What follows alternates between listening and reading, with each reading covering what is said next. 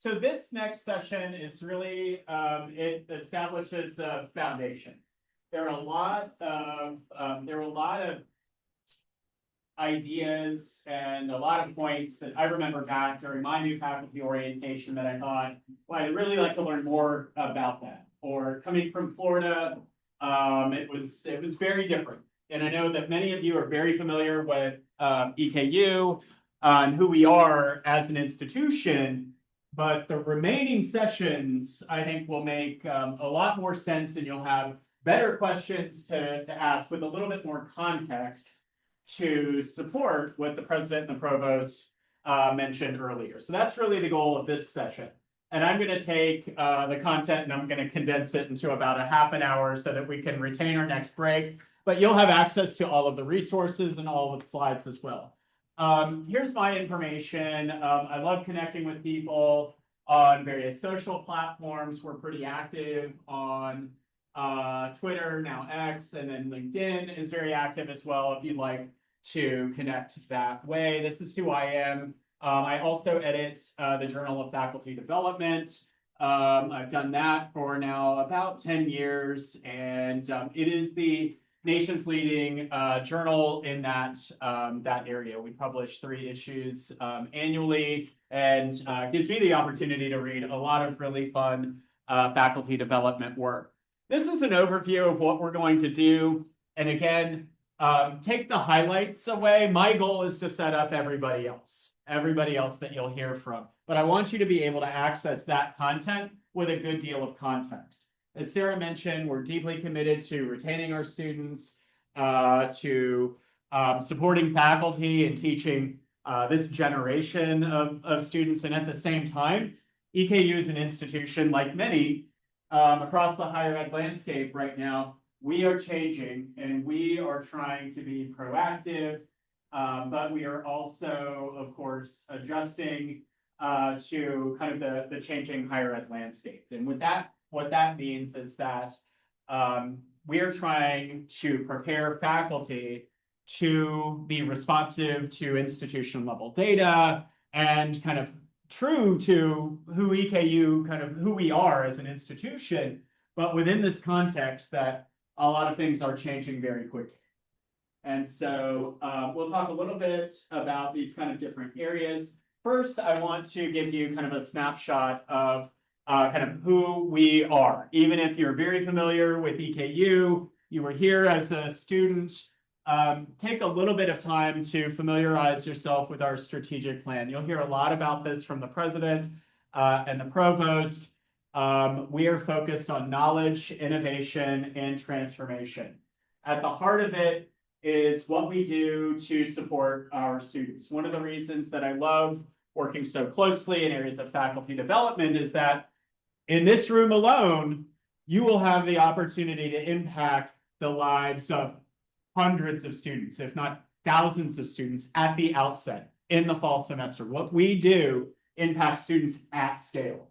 And that work is really exciting. I can already hear that you absolutely love the work that you do. And some of you are returning to the classroom or entering into the classroom because you want to have that positive impact that you can have in that space. So we're very committed to transforming the lives of our students and also ensuring that there's incredible value and a higher education credential from Eastern Kentucky University.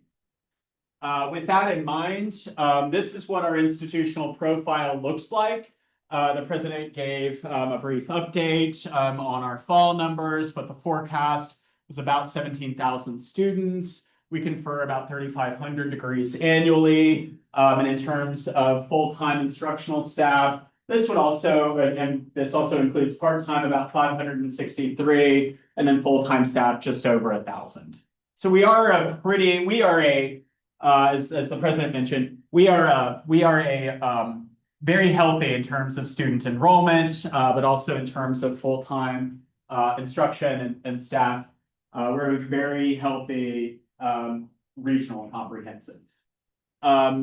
The Zoom room is blocking that forecast a little bit, but so much of our work And the work that we do out of the Office of the Provost is focused not only broadly on educating students, but we are focused on retaining those students as well. And you will be at the forefront of those retention efforts. And many of the techniques and the resources that we'll be sharing with you are focused on evidence-based ways that you can incorporate some of the current research into your teaching so that your teaching is not only disciplinary informed, but also the techniques are kind of at the forefront in educating students and supporting their continuation at EKU. But you can kind of see that arc there, which supports a lot of what the president and the provost were saying. We are seeing some new challenges, which from my perspective, this creates new opportunities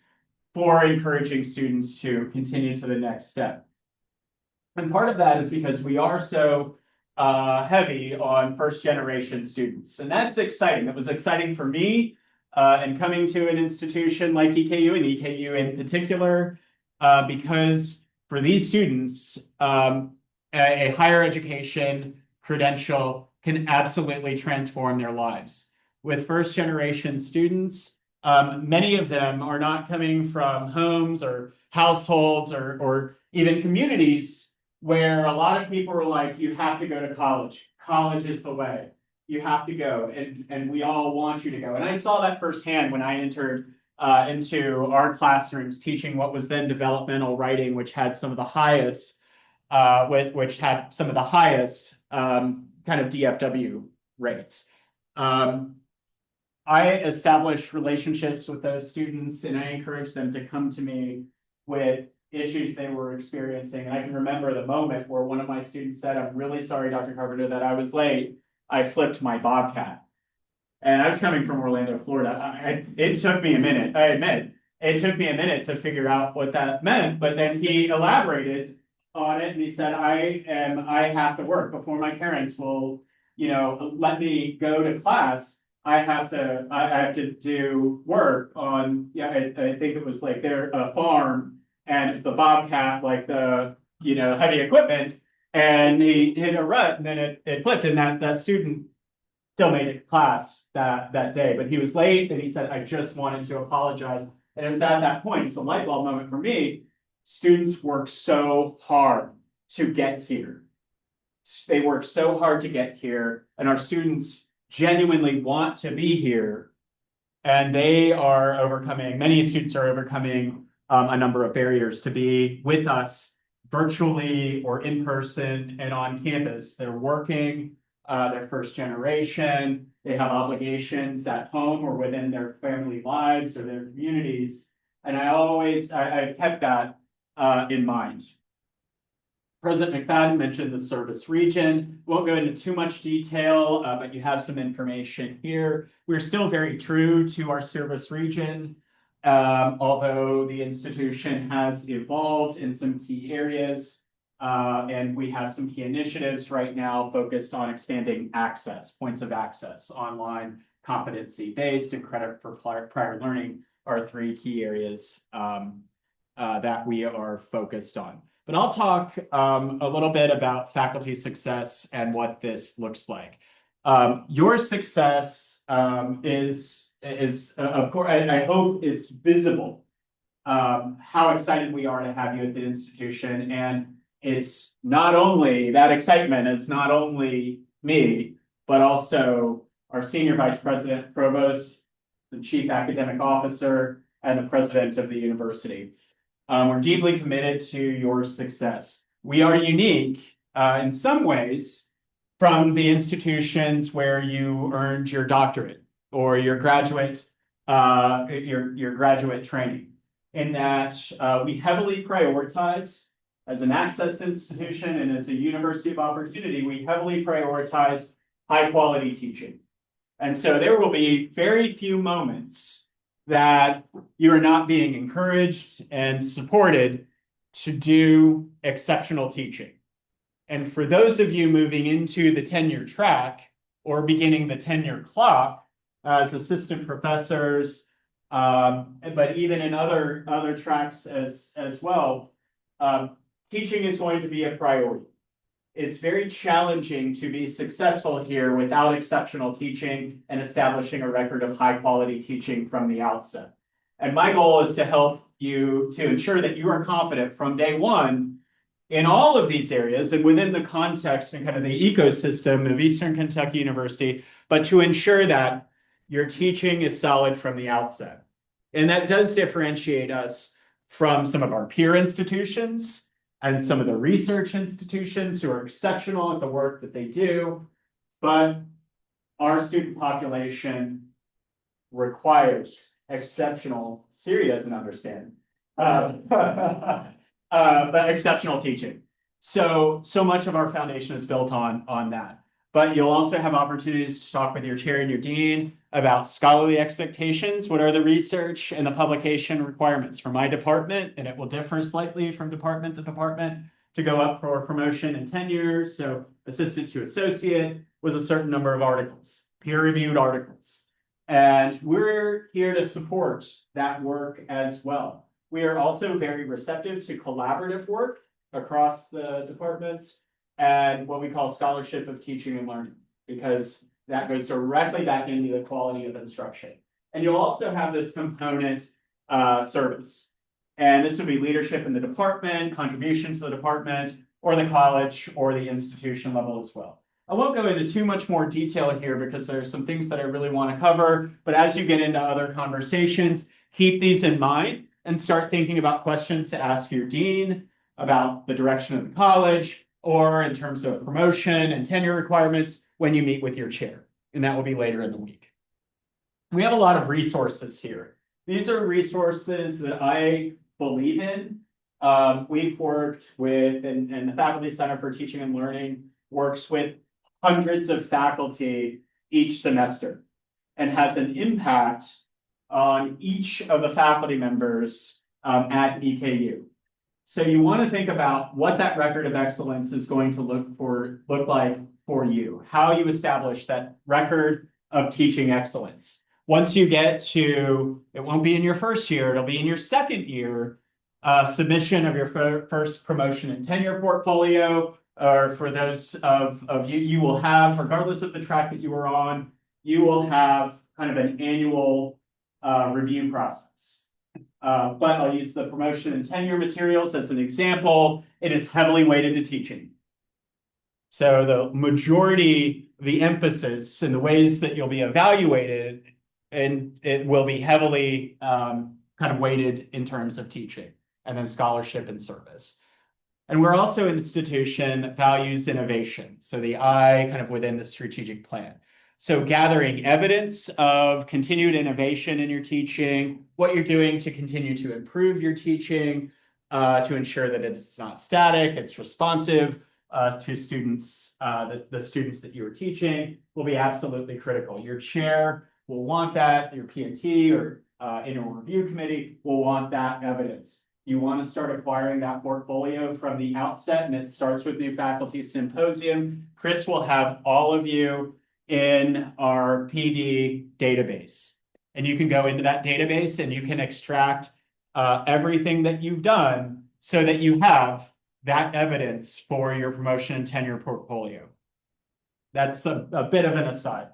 How are we doing that? What do we prioritize? We want you to thrive as an educator. There's a great deal of enjoyment, clearly, that comes with the work.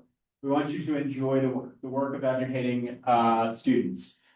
We take, to support the provost point on how we educate Gen Z students, how do we do that? What does that look like? It might look a little bit different in your disciplines, but it really comes down to a few different areas. We are learner-focused, student-focused, prioritize students through our teaching, our academic support, but you will also be on the front line in some ways of student well-being. Students are going to ask you questions, and it's important to be able to make those connections for students in the moment, right?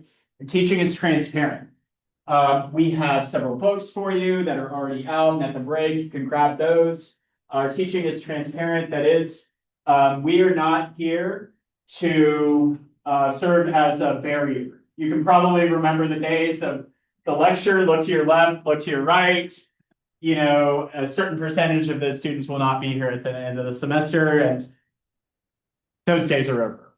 We're here to educate students and to support students, and that starts really in our classes. Transparent teaching is very clear on the purpose, the task that an assignment is asking students to complete, and then the criteria for success. So you can start kind of thinking about that. We have some great resources here, and it's scholarly and informed by evidence, and also highly engaging. I'll talk about a few ideas that you can use for an engaging first day of class. Moving beyond kind of syllabus day, we want an engaging educational environments for students. We want that excitement level to be high.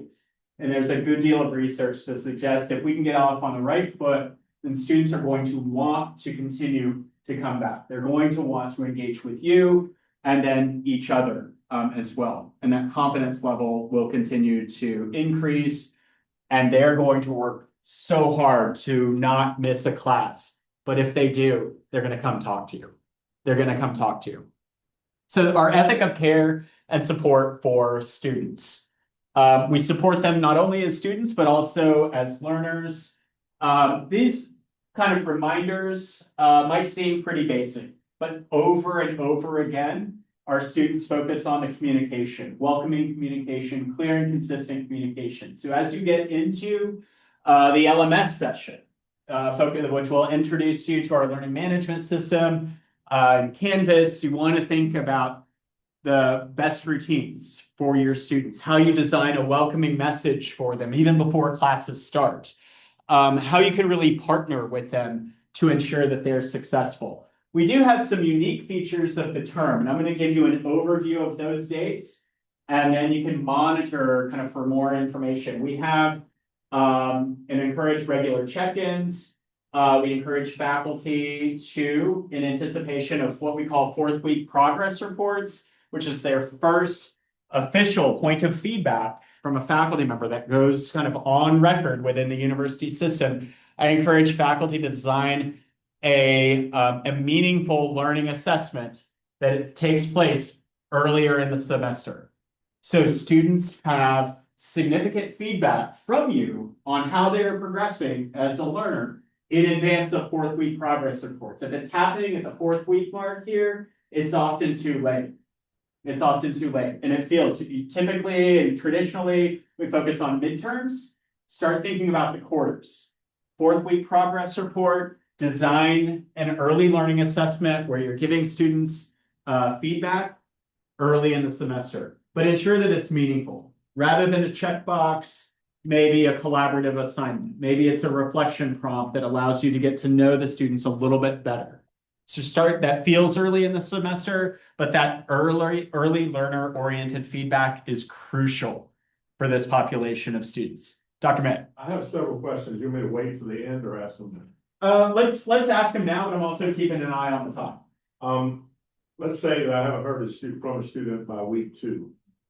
Is it my responsibility to try to find them, or is there somebody at the university that I refer? Yeah, you would have to alert. And week 2 is even too late. It's if you don't see them on the first day. Who do I alert? You would need to you alert the Student Success Center, and we have a set of forms that we'll connect you with at the end of the day today. So you can link directly into those forms. We refer to that as the loop.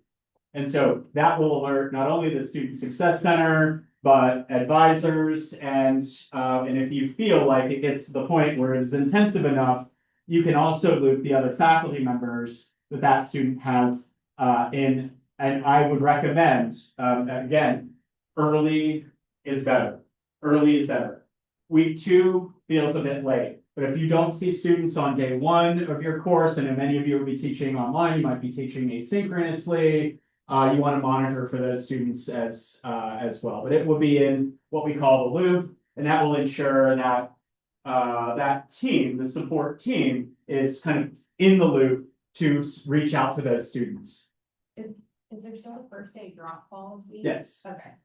Yes. Can you explain that? Because I had no idea what that was. Yeah. So the first day, and again, this is for those courses that are in person. Where you're actually seeing those students in person. We do have a first day drop.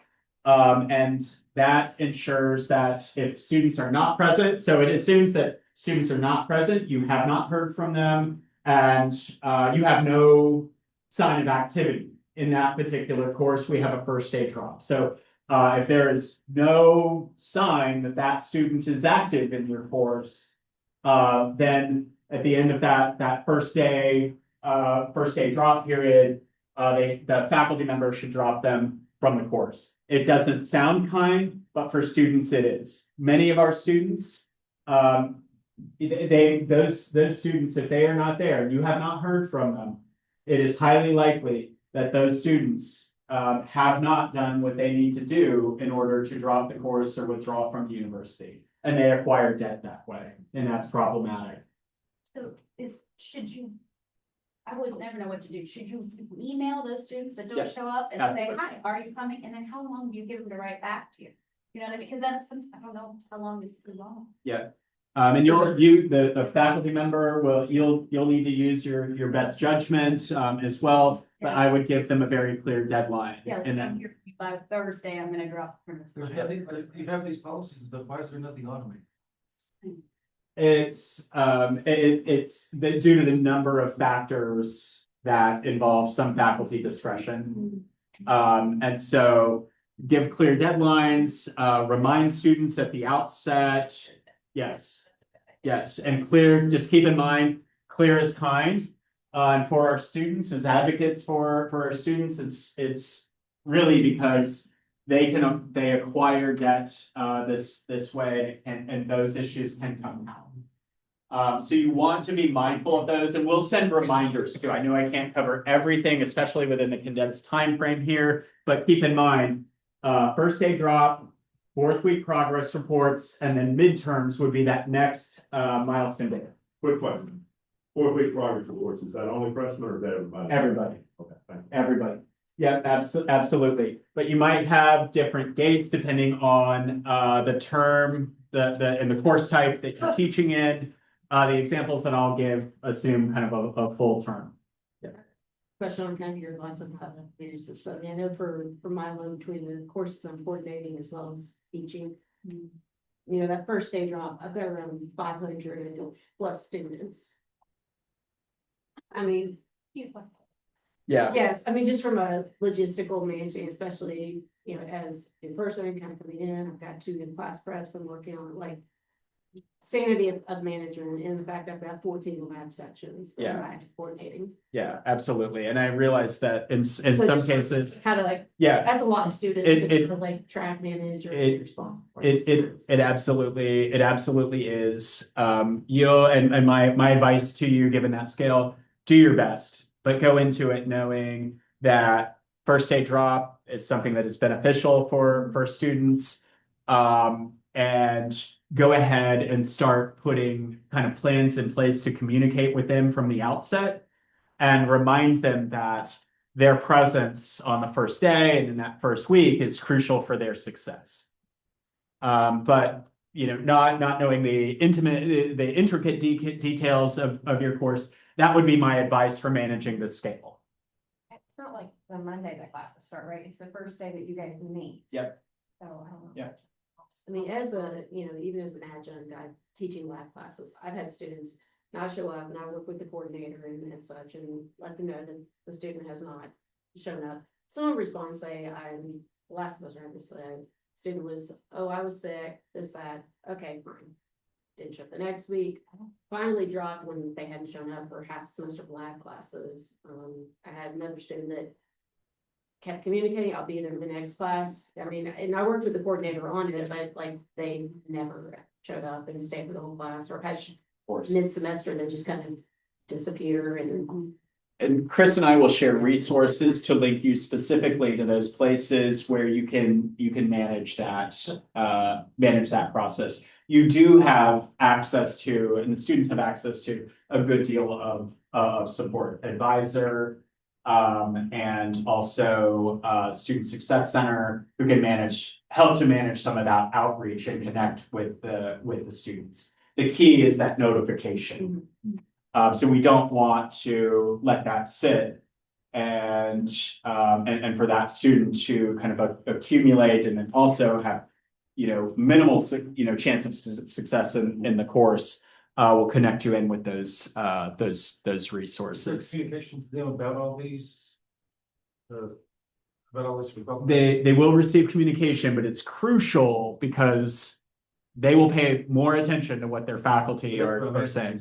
We Yes. We need to see what they're saying. Yes. Is that something we can do? If there will be some automated messages, I can't guarantee that you'll see everything, but we will set you up with kind of the basic information that you can use to design reminders for your students.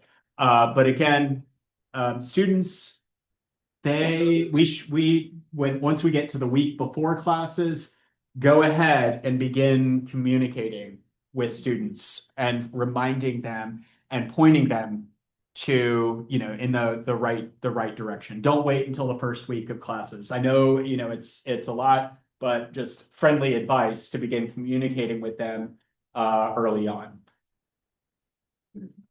Yeah. Yeah. Kind of like setting an expectation. Exactly. Our time is pretty tight this morning. You'll have access to the slides.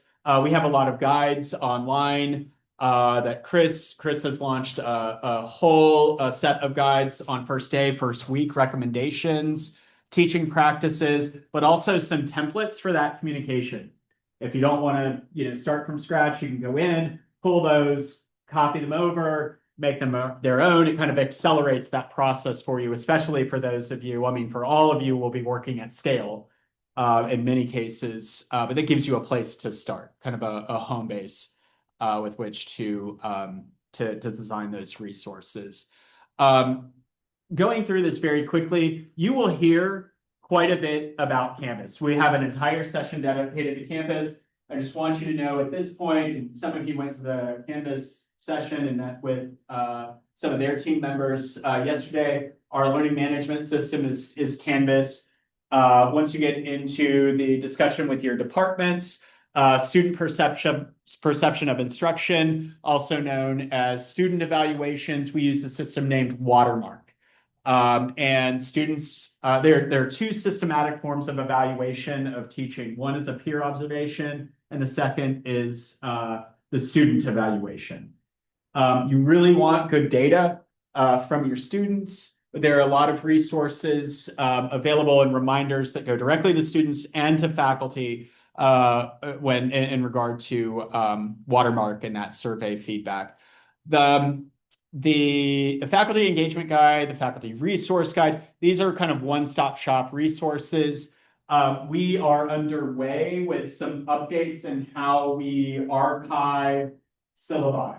So at this point, we are pointing everyone to the syllabus policy. We do have some previous syllabus templates, but that's under construction right now. Take some time to review the syllabus policy when you have time. Yes. So for the student's perception of instruction, my knowledge on this is all rusty, but my understanding is that for some of those perceptions, right, that there's a lot of biases, particularly Absolutely. towards women. I'm aware. Do you guys navigate that, or how is that navigated as an institution, since this is such a major part of? Of course.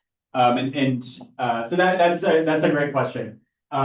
It's that we are aware, and your promotion and tenure committees are aware of the potential for bias in student feedback. Your goal should be to use the best practices and to ensure that you are highly engaged as an instructor, but as a former committee member, I always took into consideration potential for bias. Every faculty member will have the opportunity to write a narrative. You don't want to wait till the last minute on the narrative, but the narrative is the place where you can explain any unique aspects of any piece of that student data. You'll usually submit charts, so you'll submit kind of data in the aggregate. You'll also look at if you've taught a course 10 times, different sections, you can look at those numbers in the aggregate and overall the numbers are successful, but in the spring of 2026, there was a particularly challenging moment, whatever that needs to look like. So that is where you'll have the opportunity to explain any nuance, but also what you've done to ensure that you have been successful, that you're informed as an instructor. And we are here to talk with you in FCT&L if you have any specific questions or to provide examples and guidance kind of one-on-one. We have a good consultation program about that. Dr. May. Does FCT&L provide peer faculty to do peer evaluation? Absolutely, yes. And what is the waiting list on that? We try to be very responsive. We have an excellent cohort of faculty and staff members. We can accommodate any request that comes through. We just need kind of those requests to come through a little bit earlier in the semester. So if you need it by the end of the semester, don't wait until the end of the semester to submit the request. Give us 2 weeks. We will be there. But I'll talk a little bit about that. It's a great question. For the peer observation, you can it could be it could be a faculty member in your department. Alternatively, you can submit a peer observation request to the Faculty Center for Teaching and Learning for somebody to come and observe your class. You can also do that for fun. It's a cool process and just get additional feedback on your teaching. We're also working with Dr. Charlie Hughes, who's a faculty member in our School of Education. He's actually, he's interning, he's in the provost intern program, he's working with me. He's designing an open classroom program. So our faculty members, certain faculty members will open their classrooms and other faculty members can go observe those environments. I can talk to you a lot more about the consultation program, but we will be there if you request an observation.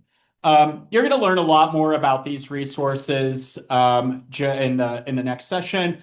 Be on the lookout for Chris's newsletter from FCT&L. It is awesome. If there was an award for newsletters, I would nominate it. It's a great newsletter. We do an annual conference, peer-reviewed conference here at EKU that is now, I think we're now in our 14th year.